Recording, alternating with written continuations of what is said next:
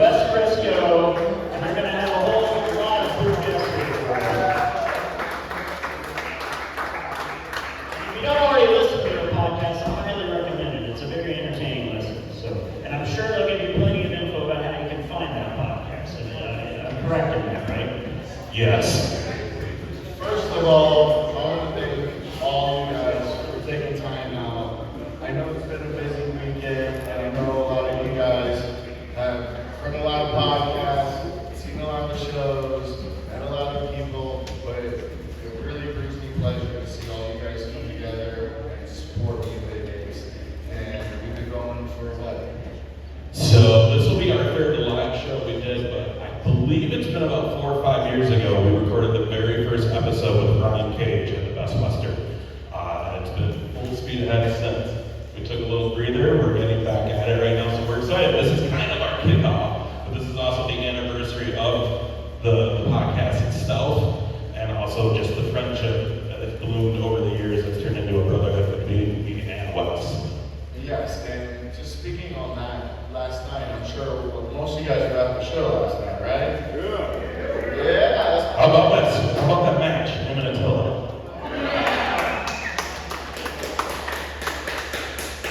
That's something that I pride myself when I come here in front of you guys, because you guys are all family, so I strive to make sure that every time I step into that ring, I give you guys 100%.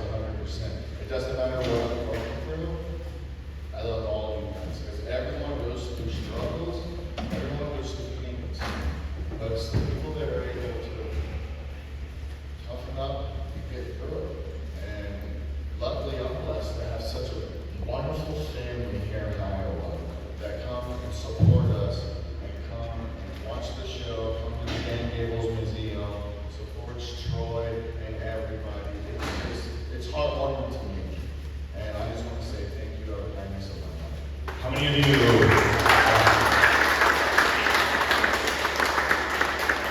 How many of you this is your first time here? Wow, awesome. There's a lot of newcomers. That's awesome, guys. The beautiful thing about this Hall of Fame weekend is seeing its growth over the years.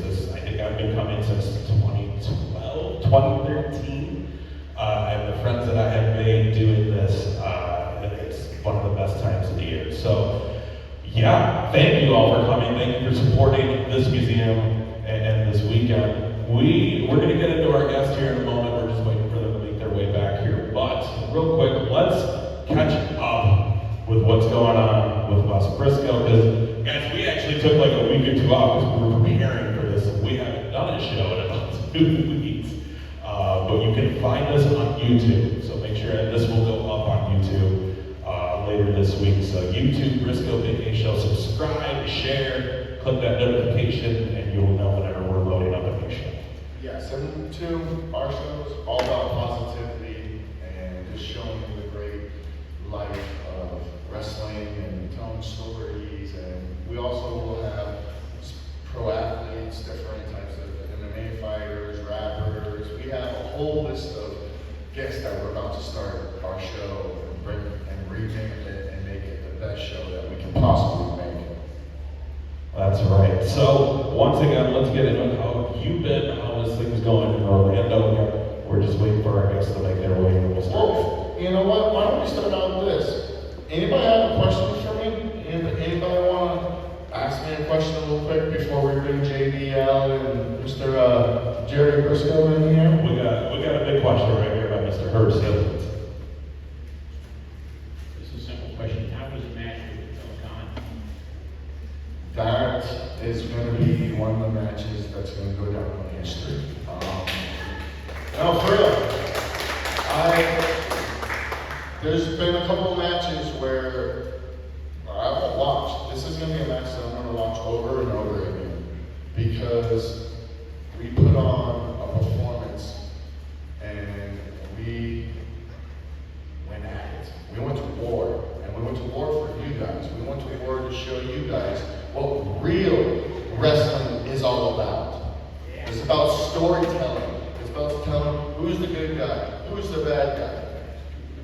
You know, and that's the whole thing with me is I'm old school. I can do some of the crazy stuff, but that's not not me. I like to tell a story. I like to get people invested. Because you remember when we were all kids? We all loved the storylines. And we would watch until finally they got the chance to lock up. And it could have been 3 months build up before then, but we keep watching and we just want to see that. That's the type of wrestling that I enjoy watching. And that's the type of wrestling that I try to perform and do for all of you guys.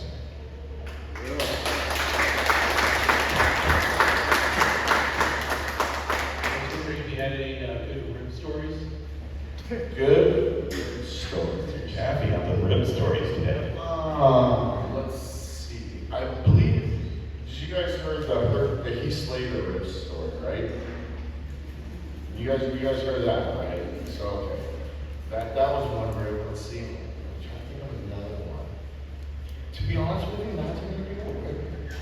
I don't know why. But I wonder why no one ribs the Wes Brisco. No one really messed with me or like ripped me other than Heath Slater and like Joe Hidden. Like that was those were the only people that kind of like. I think you get away with it. Yeah, but other than that, to be honest with you, like no one really like messed with me. They just. I'll tell you this one story Wes has told me that I always enjoyed was you and Randy Orton cruising around on the boat. Oh, this is a good one. So, Cowboy Bob Orton comes down, and it's, hey, who has their phone on? Sorry, it's just old habit. Cowboy Bob Orton came down to Tampa to do a show, and he brought Randy, because me and Randy are close to the same age. And I had jet skis at the time, and Randy Orton is scared of alligators. I'm talking definitely scared of alligators. So Randy goes, "Is there's gators in your lake?" And I said, "Yeah." He goes, "Well, I don't want to get in the water." I said, "Don't worry, I won't throw you off." As soon as we got on that jet ski, I went to the middle of the lake and I threw his ass off in the middle of the lake, and I hear Randy Orton cussing, yelling, and guess what I'm doing? Circles, laughing at him, bro. You want to get back off this jet ski? I go, "Look over there." And he's just freaking out totally. And I finally get Randy back up on the jet ski, and he's just giving me like that death stare. Like he is going to kill me. But yeah, and he still remembers the story to the day. Ask him about alligators in West Brisco. He'll tell you. He won't ride a jet ski with me. All right, we'll do one more question and then we're going to bring our first guest up. Real quick, give it up for Darla, everybody. Yeah.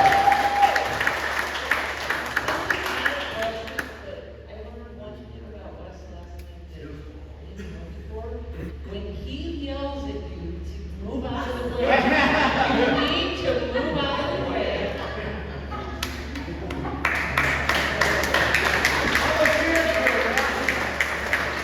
Putting the fury out of the fans last night. I love it. I was so scared. Yo, I knew that she was gonna move.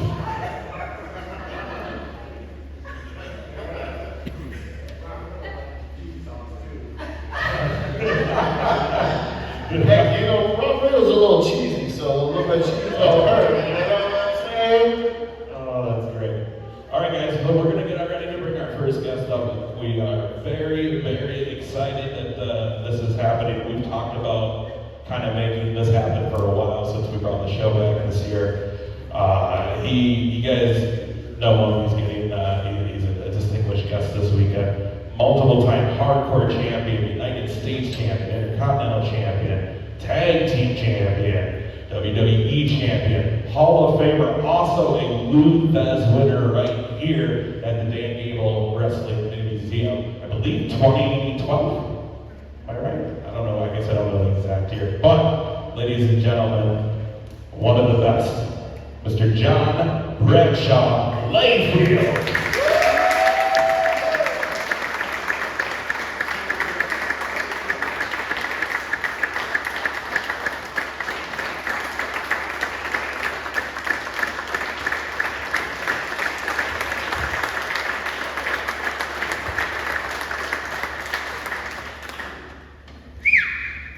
I'm used to a deal. I have no idea what to do with people cheering.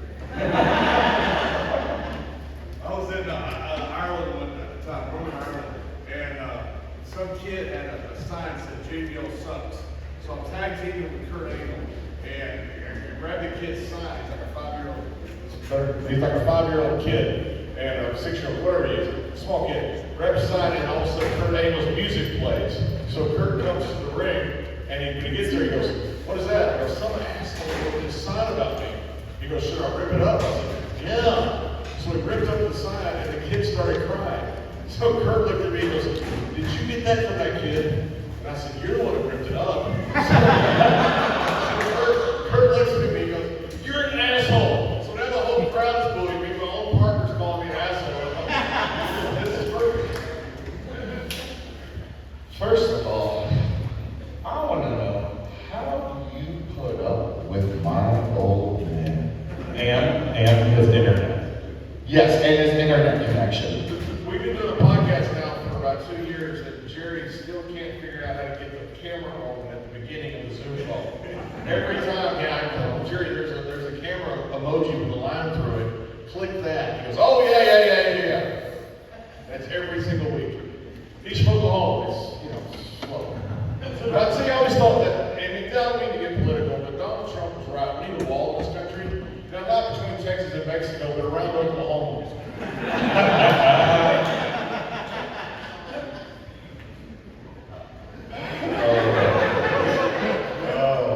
Keep this damn Briscoes and Crosses out of the promised land. One time I ride Dick Murdoch here, ride with Dick Murdoch. Dick Murdoch picks me up.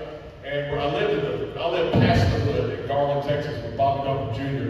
And Dick picks me up. He never let me drive. I had to hand him beers going down the road.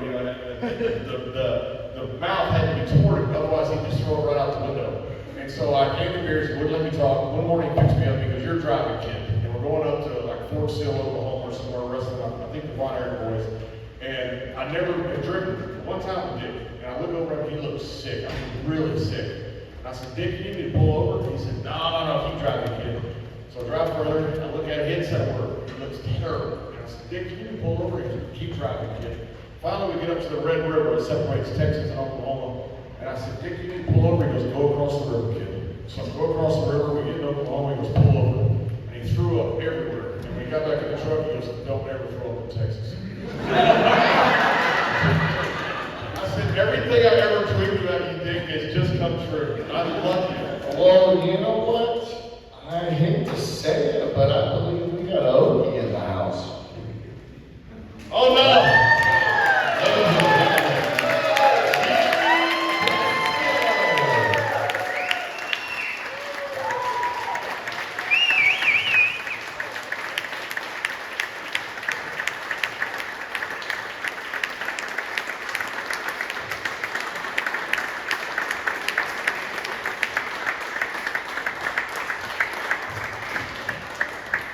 I just got out of the hospital, they knocked the water out.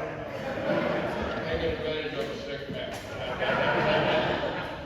Speaking of taking advantage of a sick man, I hear this damn Texan over there. What is it about Texans? I mean, nothing, really.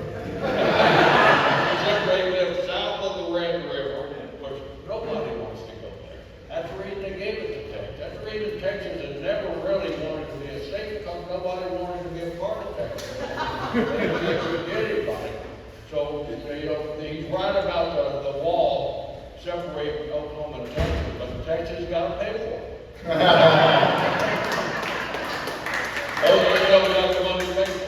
will tell you this, there was a time a few years ago that Mr. Brisco signed up for a retirement home in the state of Texas. There's a backstory for us, like everybody with JBL. I'm on the road, and I'm complaining I'm old and I'm ready to retire. So JBL, he flies back home to Texas. Now his home, official home, and his driver's license, his birthplace, he changed his birth, is now in Bethesda, Maryland. So he's moved to Texas now. He wanted to be around D.C. where all his high rollers were. But anyway, I started going home and at the body shop, I go to the body shop as soon as I get home from work. Sitting at the body body shop, all of a sudden, our office manager said, Jerry, there's a phone from a lady from Texas. I said, "Who- what lady from Texas? I'm thinking, hello, this is Mrs. So-and-so from the Texas retirement home. We understand you're looking for a retirement home." What? You know? And I said, lady, I know who gave you that information. I have false information. Well, here's about that card. Well, guys, here's what I want to know, because to be honest with you, I don't know the story of how did you guys meet? When was the first time you guys actually like met each other or saw each other? In a show. That's true, we did. Yeah, Bruce Pritchard on JBL. Bruce conveniently took that week off. I mean, now I know why he took that week off. So you guys can shower together? Well, no, well, come on, Russ. I'm just hearing the horse's mouth. Bruce Pritchard called me before TV, and he said, I got this guy from Texas coming in. Of course he's from Texas. He said he got it, and he's going to do a trial with us on this day here, Monday night or Tuesday, whatever night it was. Next night he's going to WCW doing a tryout at WCW, where Dusty was running the place. Of course, Dusty's a Texan too. So he said, take a look at the guy, if you like him, let's sign him. So, yeah, I think it was somewhere up in Pennsylvania, well, it was crazy. It was definitely out in Pennsylvania. The governor closed down the road. We had such a blizzard right there. We had about 300 people captured in our arena. Well, we moved them all to one side. So Johnny walks in, introduces himself. I said, okay, I got a trial map for you. Tommy over back. He gets the best guy in the building to pull over a Texan that can't walk and talk at the same time. So I figured Tommy was going to be the guy that make this guy. Like I said, 200-300 people in this blizzard storm. They go out first match, 10-minute match, and they just tear the whole house down. Well, I'm excited, and I know my buddy Dusty, I know my good friend Dusty, he's got a fascination for young Texas boys. I know it sounds right, but he has a fascination for young Texas boys. He wanted to hire them on. And so I knew if he went down to WCW, I'd never see John again except on WCW TV. So Vince McMahon, imagine this, he's doing commentary. He's in the chair and getting his hair done in the makeup hall because he's got no good commentating. And so I go over to Vince, and Vince, I just tried out this guy. He's from Texas. He's going to WCW tomorrow, and if we go down there, Dusty will sign because this kid got some future in him. And he looked at me and said, Brisco, if you like him so much, get him signed. So JJ Dillon and I, we run in, he's in the shower there. JJ and I were running in and running in the shower. All right, we're going to offer you a contract. How many of you guys were in the shower? Well, sure, you're right. So you know everything happens in the shower.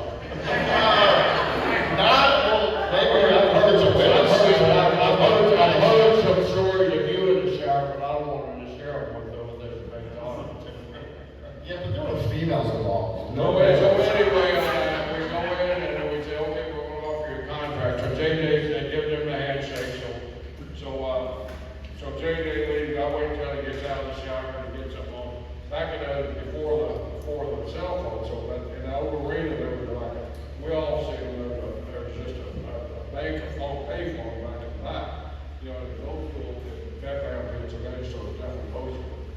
And we'll look to him, it's going 100 north probably. That's how old it was. So we go back there, and we goes in one of these phone booths that's got the door. He goes to close the door. I stick my foot right there so I can listen to every word he's saying. So he calls Dusty. He said, Mr. Oda, I'm sorry, I'm not going to be able to make it more. They're offering me a contract, and I want to sign here. So I just made sure I heard that. So he come out and I said, okay, we got a deal right now. I shook his hand. And then he went home and told his dad that he didn't make WCW. And his dad, a high finance guy, a baker in a little town like John, a high finance guy. And he said, tell me about your deal. Well, they didn't offer me the deal. They just told me they were going to give me a contract. So you turned out going to visit WCW where they're printing money on the guy's hands.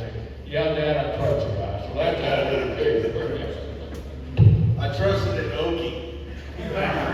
My dad said so. They offered you like 75 and 125 at WCW, which is more money than I ever made in my life. WWE offered me literally nothing. And Jerry gave me his handshake. And when I told my dad that, he goes, the guy from Oklahoma gave me his handshake. I said, yes, sir. Shrewd. Well, let's fast forward a little bit real quick then with you two, because how many of you guys have heard their podcast, by the way? Because it's amazing. They got the story. It's great.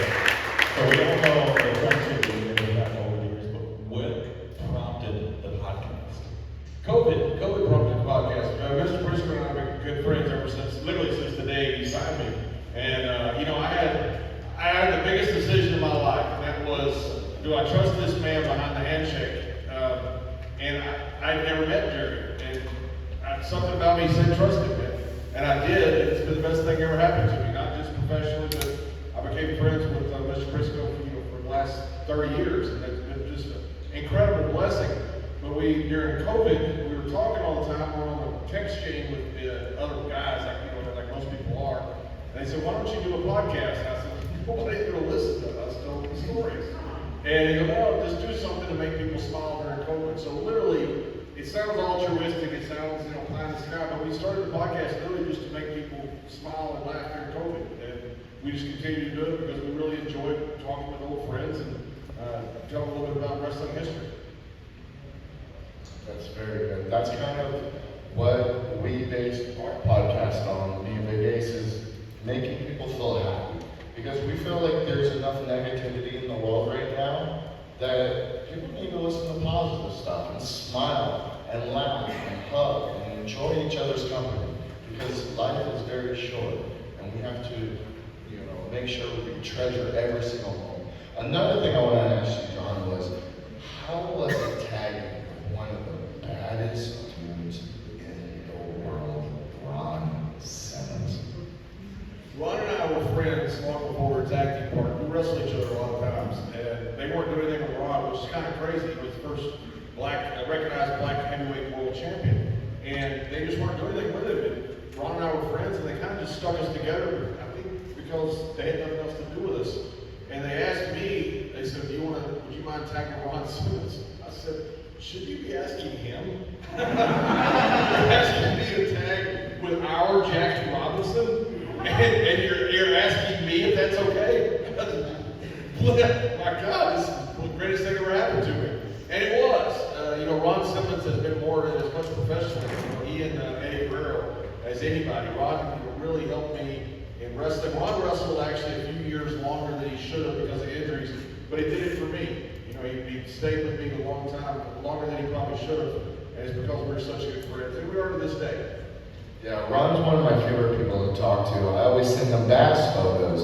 And speaking of bass, Mr. Layfield has a lure that can catch some big bass. I don't know if you guys follow me on Instagram, but I'll be catching 10 to 12 pounder basses on Mr. Layfield's. What was it? Your grandfather? My grandfather's brothers. He had a bunch of brothers: Cotton, Doodle, Jester, and Bunk. And those are some Texans names right there. Yeah, and Cotton and Jester are in the Texas Hall of Fame. They never made any money. They created this great lure. They created it out of tree branches and hubcaps. They use a spoon out of hubcaps. They use the tail that's on top of it out of old raccoon hair, and the lures themselves they carve out of tree branches. And that's how they made their money in their life. They drank a little too much, but they were great fishermen. My dad didn't want me to hang around them because we don't buy uncles. They were his uncles, my great uncles. He said all they do is drink and fish. Of course, when you're a 15-year-old kid, that's the guy you want to hang around. But they were great fishermen, and I brought the lure out several years ago with Rapala, and they were going to get this huge push to it, and the management changed at Rapala at that time, and they didn't want to do anything with the lure, so I got like 8,500 lures they just gave to me, and they never marketed them, they never put them out anything, but it's an exact recreation of my uncle's Cotton and Jester Layfield's lure. And where can they find them? Because these lures, if you guys are fishermen, they work. Unfortunately, they can't. We never sold them because the management changed their model. They printed them up. They went through all types of due diligence. I mean, they got it. They got the original lure. They got it in a tank. And they reeled it over and over and over. And it has a unique side-to-side motion. It runs about 3 to 4 foot underwater. And the faster you reel it, the deeper it dives. You can got the exact motion, everything. It's a side-to-side motion. There's no lure like it. It's the way the lip on the front is built. And they spent all this money and time on it. And then as soon as they changed management, they said, we don't want to do it anymore. And you know, they didn't want to work with, I think, a wrestler is really what they didn't want to do. And so they just sent me all the lures, 8,500 lures. So I've got a whole building full of lures. But, in other words, and I never really cared to sell them after that. Just got a bad feeling on that. You know, you can always send me something. I'll catch some big old fish for you. Yes, they work. They work. I just want to say thank you for all you guys for coming and supporting our show, and just it means a lot to us that you guys showed up and supported us. Hey, I do want to say this though, because I've been warned about this. I'm a big conspiracy theory. I love the Bigfoot stuff. I love the Loch Ness Monster. I love all that crazy stuff that's out there. You know, the pyramids down in Mexico, where those built by aliens, stuff like that. So I want to explain this to you that Michael Hayes' illegitimate Medfield son, Tiger King, Talked to Michael last night. is from Oklahoma. And he lived near Mr. Brisco. Mr. Brisco moved from Oklahoma. That man got thrown in jail, and now Mr. Brisco lives near Carol Baskin. And she's Oh my gosh, she's literally a mile from the Do you house. think that's a coincidence? So, I just want to bring that up there in case anybody has any information. I'm sure. No one lived near Jerry Brisco. There was a man eaten by a tiger apparently, and Mr. Briscoe won't even talk about it, so I don't know what it is, but there's something there. It's been installed. I heard the guy was trying to run another promotion. Wes mentioned it with Robinson, Mr. Layfield, but what do you think what are your most proudest thing you could leave the rest of the world getting back? Because you came in like kind of on the tail end before things changed, the Attitude Era, the Ruthless Aggression Era. You've done some amazing work with amazing talent, but I mean, you're a figure that everyone's going to always remember for some of the things you've done. So when you look back at it, what is that lasting impression of what you're like with the rest of the world? You know, to me, that's for somebody else to talk about. You know, I don't have enough introspection. I'm not smart enough to be able to figure that out myself. But I was lucky because I'm the last group that came to the territories. You know, and so I got to work in so many incredible places with so much incredible talent. And then by the time I got to WWE, you know, I spent 2 years in Europe. I wrestled in Japan probably 30 times. I wrestled in Mexico, Puerto Rico. I wrestled all the territories in the States. I had this incredible base that when I came in, and I don't know how the young guys do it now, and girls, you know, because they don't have that base. They have to manufacture that, you know, in a learning center. And I just don't know how you do that. I don't know if I can do that or not. You know, I was lucky because I had that educational background going through the territories. And I'm very fortunate for that. And I'm really glad I did. We didn't make any money. We traveled a ton of time, you know, up and down the road. But those memories to me were everything I wanted in wrestling happened. And I don't mean success. I mean, I wanted to be part of the business. I love the business. My earliest memory was talking to my grandfather in Sweetwater, Texas, and we got the cross between the Funks and the Von Erich wrestling. And we watched Fritz and Dory Sr. and Dory and Terry. I just wanted to be part of the business. And the business not only lived up to all the expectations, but exceeded it. And it's just been a wonderful ride. So what was that moment like when you fast forward to get to work with like the Bobby? First match I ever had with Kevin was for the North American NWA title. And I remember sitting across the ring from him and thinking, I really want a picture with him. You know, because I remember when he broke in. I was sitting with my grandfather when he broke in. And, you know, he's not that much older than me, but he was wrestling since a young age. And the match wasn't very good. And it was all my fault, obviously not Kevin's. And so I swore I'd never let that happen again, you know, that I'm overwhelmed by a celebrity status. And I felt bad about that to this day, that match didn't live up to what it should have, because I was in awe of being in the ring with Von Erich. Later, I got to tag with Terry. I got to wrestle Kevin a lot more times. And they got better and better and better. But it was tough at first because that was the one person I looked at that really kind of got me in awe. And another crazy thing about your career is something that my dad has always taught me to pay attention. You've always changed your character. You never stayed the same. You never were boring. You never stuck with that old gimmick. You would always be creative. And when you became Texan, when you pull up with the limo and you had the big old cow horn in and the music come on, you stand out there with that big old slug and that belt over your shoulder. I mean, just the way that you were able to develop so many different characters and keep your career so interesting and vibrant to me, because I pay attention to that stuff. And that's something my dad's always taught me. Is look, you look at someone like Jericho and other people, you always evolve. You can't stay the same, because if you stay the same, you always gonna do that. And what kept you in that mindset of like, all right, how much change my character? Yes, I was just an APA badass, so where am I going from there? How do I create the new Lathan? You know, I think it's just a matter of, you look at what Undertaker did, constantly morphed his character, you know, back and forth with the American Badass, went back to Undertaker. But look at your dad, Mr. Brisco. You know, he was one of the greatest single wrestlers of all time, one of the greatest tag team wrestlers of all time. And then after his career's over, he comes back and forms his partnership with Pat Patterson, that at one point, you know, they drew the highest rated quarter hours, record quarter hours in wrestling history. We were 8.6 quarter hour when the Stooges wrestled the Main Street Posse. And I also That's 8.6. That will never be done again. That's something that Monday Night Football does. And that's incredible that happened. And that was after you look at Mr. Brisco and say, well, his career's completely over. He had a separate career that people know him just for that, all the young people. yeah, that caused me probably 8 suspension. On that segment where we had, I think it's 8.3 million people, which was a record for a long time. It took somebody by the name of Dwayne The Rock Johnson, along with Mick Foley, along with several other stars.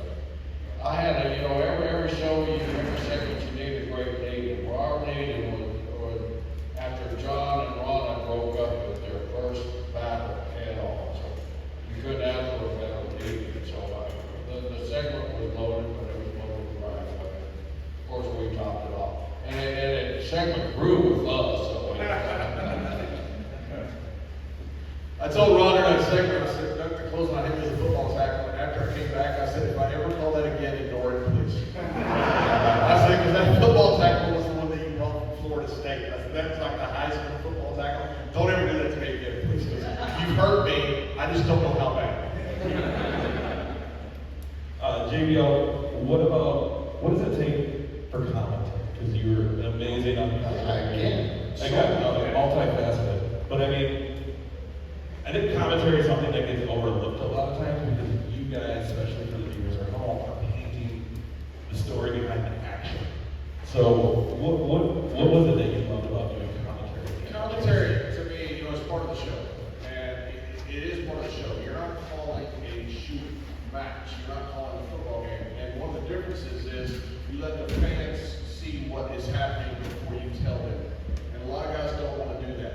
You know, Tony Romo was so popular because he comes up and goes, oh, the free safety's walking up, that means they're in man, you're probably going to run the counter to that. You know, the viewer then adds that to his knowledge and looks at it and goes, oh my God, the free safety walks up, I see what he's talking about. In wrestling, you don't want to say, there's the Undertaker. You want the fans to get that first. You go, oh my God, who is that? You've seen it for 52 straight weeks. You know who it is.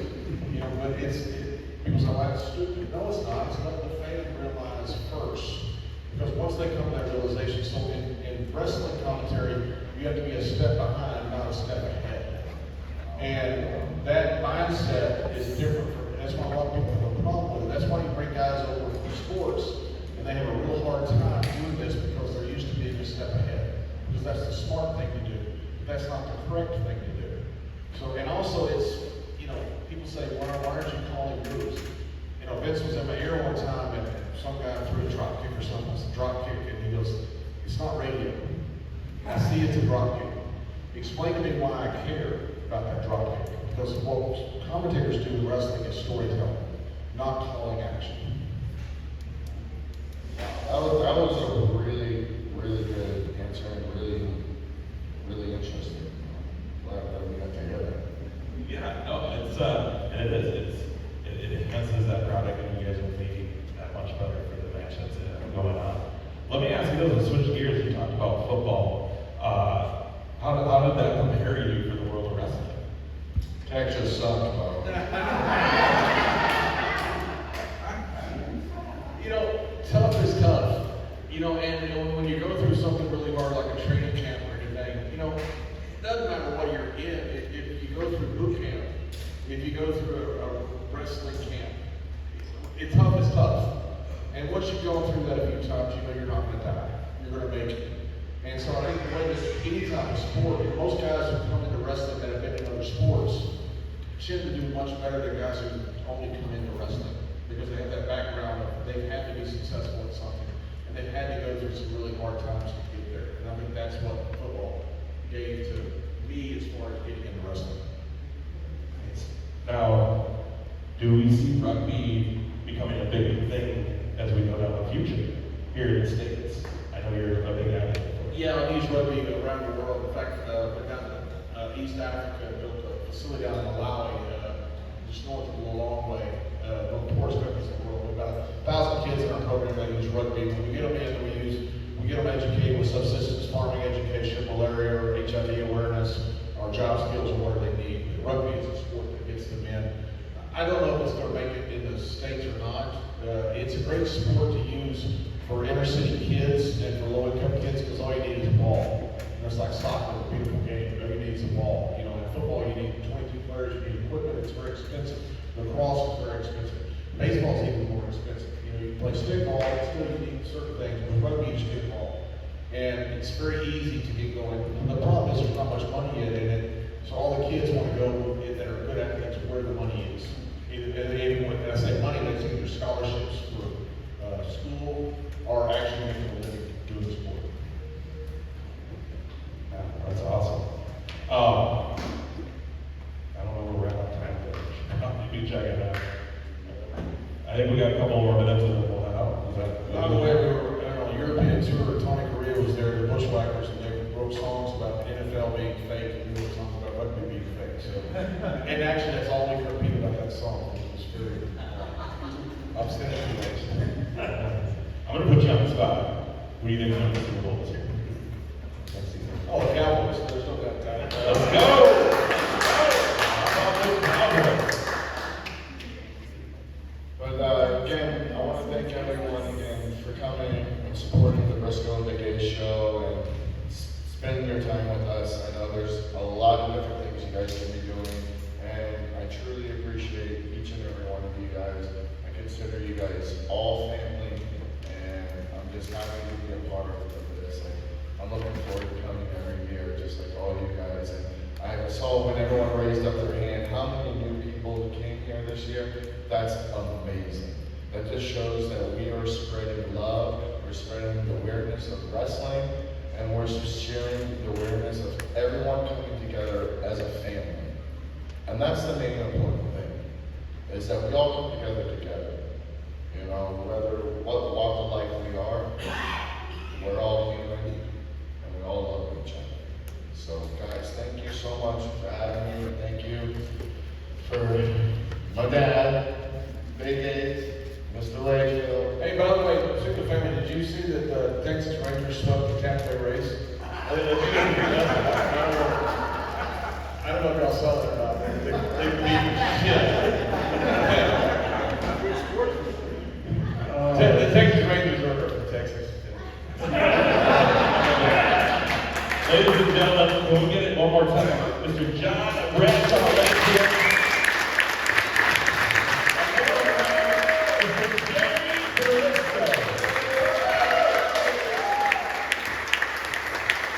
Thank you again, everybody. Autograph session starts in a little bit here, and we'll see you guys throughout the rest of the day. Thanks, everybody.